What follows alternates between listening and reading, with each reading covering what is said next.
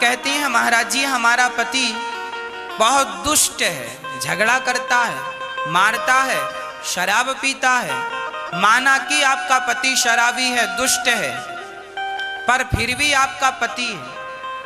इसलिए पत्थर में यदि भगवान को देख सकती हो तो पति में भी भगवान को देखने का अभ्यास करो। जो पति कर रहा है उसके कर्मों का फल उसे मिलेगा, जो आप कर रही हो वो आपके कर्मों का फल आपको मिलेगा। इसलिए पति के साथ बुरा व्यवहार ना किया जाए, नहीं तो उसका दंड मिलेगा। और पुरुष को भी चाहिए कि पत्नी के साथ बुरा व्यवहार ना हो, नहीं उसका भी दंड हमें मिलता है।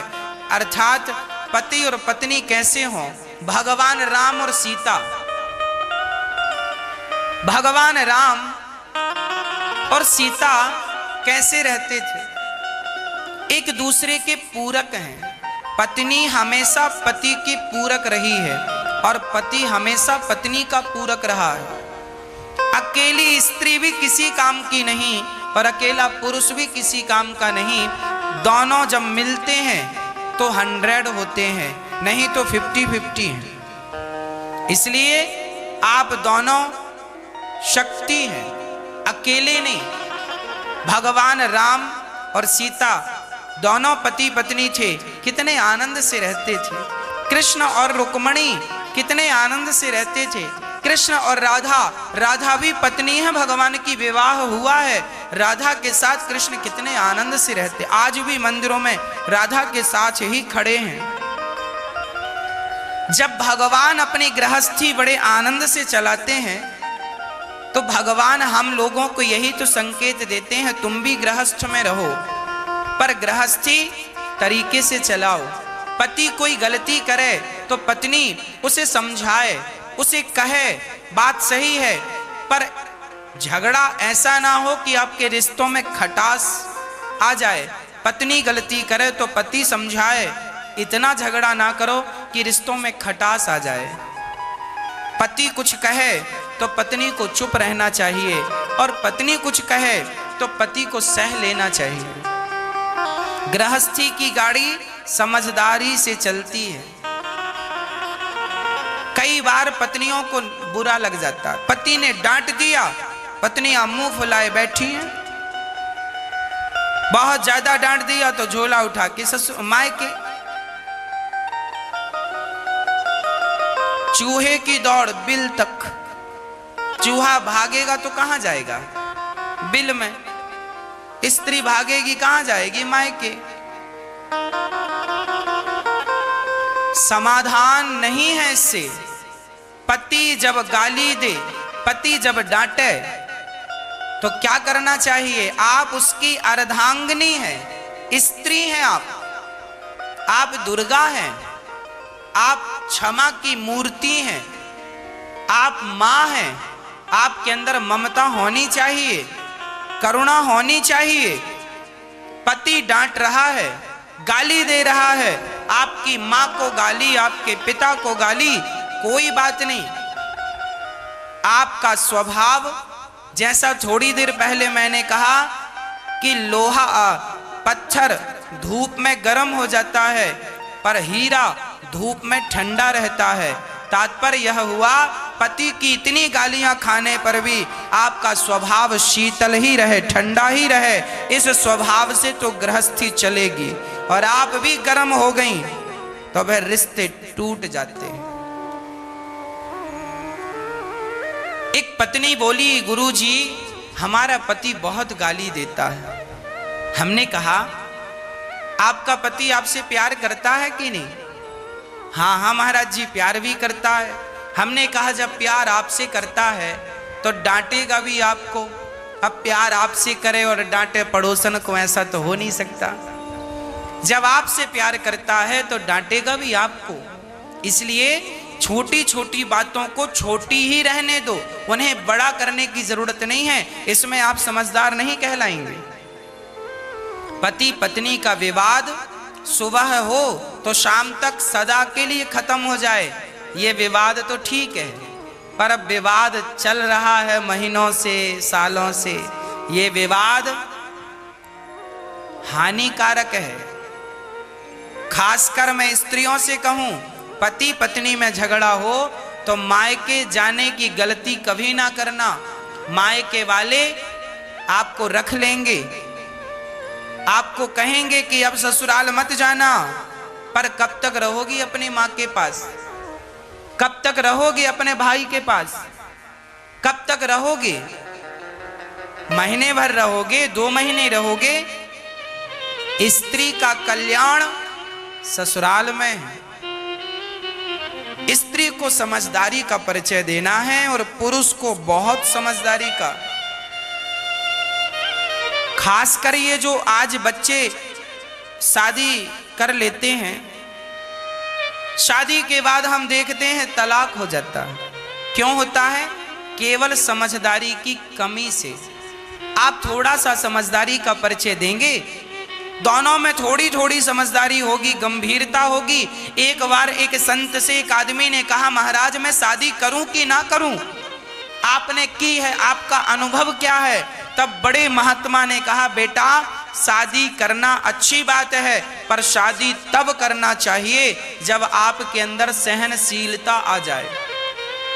यदि सहनशीलता है तो शादी कर लेना, और सहनशीलता नहीं है तो शादी बिल्कुल ना करना। शादी के बाद सहन करना पड़ता है, पत्नी की भी सहन करना पड़ता है, पति की भी सहन करना पड़ता है, परिवार की भी सहना पड़ता है। शादी कर लोगे, पति पत्नी आप हो, कल भाई ताना मारेगा, कमाता कुछ नहीं है, खाता रहता। जेठानी ताना मारेगी, देवरानी ताना मारेगी, कुछ कमाता धमाता नहीं है, खाती रहती है, टुकड़ों पे पलते रहते हो। कोई भी कुछ भी कह सकता है। इन सारी बातों को सहन करना चाहिए, और सहन करते हुए अपनी गृहस्थी बड़े आनंद से चलाना चाहिए। और मैं आपको एक निवेदन और कर दूं, आज मैं देखता हूं भाई भाई, छोटा भाई कमाता है, बड़ा भाई खाता है, या बड़ा भाई कमाता है, छोटा भाई खाता है। जो आदमी कमाता है ना, बड़ा भाई कमाता है, तो बड़े भाई की पत्नी छोटे भाई को ताना तो मारेगी, देवर को, है मेरा देवर पड़ा पड़ा खाता, कुछ कमाता तो है नहीं।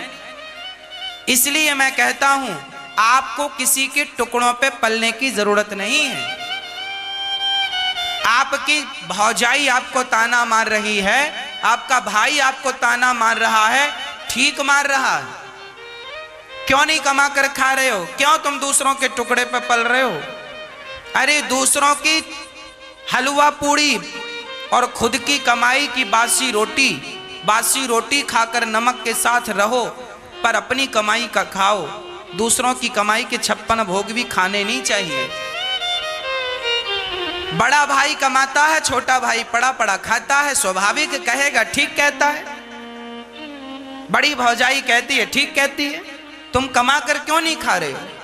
और बाद में रोते हो, हमारी भाभी ने ये कहा वो कहा। अरे भाई ठीक कहा, क्यों पड़े हो?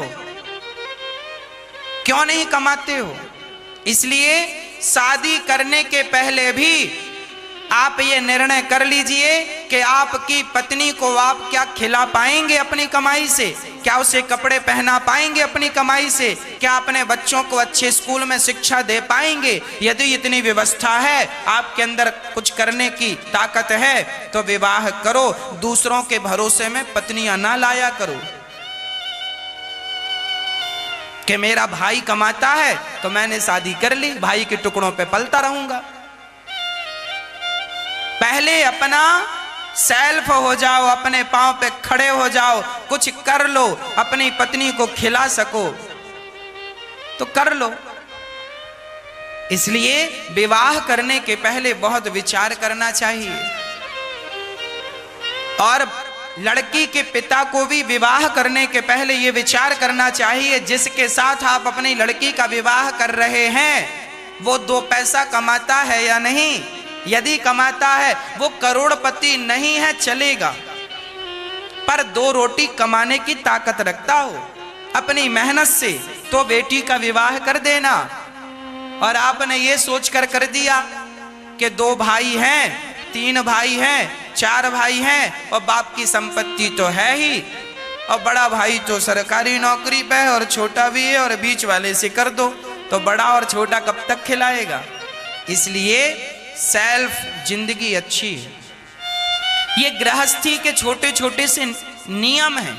इन नियमों को फॉलो करते रहोगे, पैसे कमाते रहोगे, परिवार का भरण पोषण करते रहोगे तो आनंद बना रहेगा। और दूसरों के टुकड़े में पलोगे और भ्रष्टाचार गलत करोगे तो भी घर में विवाद होगा। इसलिए जितनी ईमानदारी से आप कमाते होंगे, जितनी ईमानदारी से आप खाते होंगे, आप उतने सुखी होंगे, और जितनी बेईमानी से कमा कर खाते होंगे आप उतने दुखी होंगे। गृहस्थी के कुछ फंडे हैं, उन नियमों को फॉलो कीजिए। गृहस्थी समझदारी का विषय है। मैच्योर हो जाना ही गृहस्थ, जब तक मैच्योर ना हो गृहस्थाश्रम में प्रवेश ना करना, नहीं तो दांतवा सब टूट जाएंगे, ऐसी ठोकर लगेगी। थोड़ी सी समझदारी, इसलिए कहते हैं अपने बच्चों को कथा सुनवाया करो, हम ही उनको मैच्योर कर देंगे। कथा सुना सुना के शादी के योग्य हो जाएंगे, कैसे गृहस्थी चलानी है सब सीख जाएंगे, कैसे रिश्ते निभाने हैं समझ जाएंगे। इसलिए जरूरी है कि आप पति पत्नी समझदारी से अपना गृहस्थ जीवन चलाएं। पति को चाहिए पत्नी का सम्मान करे। एक सज्जन हमसे बोले, गुरुजी हमारी पत्नी बीमार रहती है, क्या हम उसकी सेवा कर सकते हैं? एक पत्नी हमसे बोली, गुरुजी हमारे पति हमारा सिर में दर्द रहता है, सिर दबाते हैं, हमसे उठा बैठा नहीं जाता, तो घुटनों में तेल हमारे पति लगाते हैं, क्या हमें पाप लगेगा? हम पति से सेवा करवाते हैं, क्या हमें पाप लगेगा? हमने कहा नहीं। जैसे पत्नी का धर्म है कि पति की सेवा करे, यदि भगवान ना करे आपकी पत्नी पर कोई संकट आ गया तो पति ही तो उसकी सेवा करता है। मतलब पति और पत्नी एक दूसरे के पूरक हैं। केवल पत्नी सेवा करे पति की ऐसा नहीं है। यदि पत्नी पर कोई आपत्काल आ जाए, विपत्ति आ जाए, शारीरिक कष्ट आ जाए तो पति भी उसकी सेवा कर सकता है। फॉर एग्जाम्पल, जब भगवान श्री राम वनवास गए तब मंथरा माता ने माता सीता को वस्त्र लाकर दिए। ए सीता, वो अपने राजसी वस्त्र उतारो और जंगल के ये वलकल वस्त्र पहनो। मंथरा ने जब वस्त्र दिए तो सीता माता जंगली वस्त्र, जंगल में साधु सन्यासी का जो कपड़ा है वो एक राजमहलों में रहने वाली राजकन्या, उससे थोड़ी बनेगा। सीता माता को समझ नहीं आया कि इन्हें पहनना कैसे। तब भगवान श्री राम, देखिए पति कैसा है, भगवान श्री राम गए और माता सीता को अपने हाथ से उन कपड़ों को पहनना सिखाया, पहना कर बताया, सीता इसे ऐसे पहनना है, इसे ऐसे ऐसे पहनो। भगवान राम सीता को कपड़े पहनना सिखा रहे हैं। जंगल में जब सीता के पांव में कांटे चुभ जाते हैं ना, तो भगवान राम माता सीता के कांटे निकालते हैं।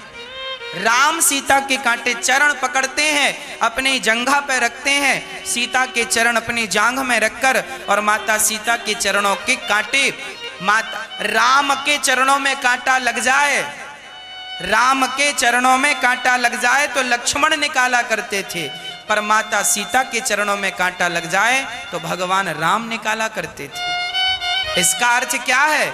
इसका अर्थ यही है कि पति और पत्नी एक दूसरे के पूरक हैं। इस रिश्ते को शायद लोग नहीं जानते, इस रिश्ते को शायद लोग नहीं समझते, और बिना समझे बिना जाने निभाते रहते। इसलिए लोगों की जिंदगी बोझ बन जाती है, क्योंकि आपको उसका ज्ञान नहीं है। भाई मेरे पास हीरा है और मुझे पता ही नहीं कि ये हीरा है, मैं तो कांच का टुकड़ा समझ रहा हूं। उसी तरह जिन रिश्तों को आप निभा रहे हैं वो रिश्ते आप और हम नहीं बनाते, सबके रिश्ते भगवान बनाया करते हैं, हमें तो सिर्फ निभाना होता है। इसलिए बहुत प्यार से रहिएगा पति पत्नी, और खासकर पति पत्नी तुम दोनों किसी के बहकावे में आकर आप दोनों झगड़ा ना कर लेना आपस में, और आप दोनों पति पत्नी बहुत प्रेम से रहकर अपनी जिम्मेदारियों को निभाओ। आपकी सबसे बड़ी जिम्मेदारी है आपकी सास ससुर का, अर्थात बहू सास ससुर की सेवा करे और आपका पति अर्थात अपने माता पिता की सेवा करे। मतलब आप अपने माता पिता की सेवा करें, सास ससुर की सेवा करें, यही गृहस्थों का धर्म है।